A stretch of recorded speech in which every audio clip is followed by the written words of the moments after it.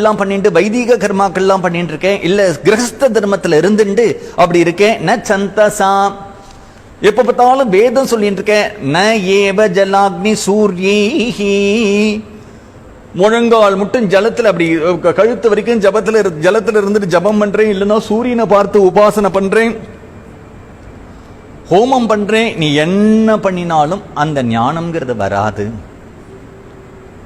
ஒன்னே ஒண்ணு பண்ணினா வந்துடும். வினா மகத் பாத ரஜோபிஷேகம், உன்னுடைய ஜென்மாவிலே உனக்கு பகவான பார்த்த ஒரு மகாத்மாவுடைய தொடர்பு ஏற்படணும். அது பண்ணி அந்த மகான் சந்தோஷ தத்வித்திஹி பிரணிபாதேன்னு அவருக்கு உனக்கு அனுகிரகம் பண்றதுங்கிறது ஒரு சங்கல்பம் இல்லை. ஏன்னா அவர் தபஸ்வி இல்லை, அவர் ஞானி, அவர் சங்கல்பமற்றவர்.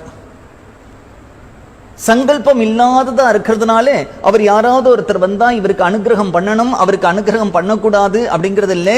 அவர் அப்படியே பரபிரம்மமா இருக்கார். அப்ப என்ன அப்படின்னா, நீ பண்ணக்கூடிய ஏதோ ஒரு செயல் அவருடைய ஹிருதயத்தில் இருக்கக்கூடிய கருணைய அது அது அது வந்து தூண்டுறது.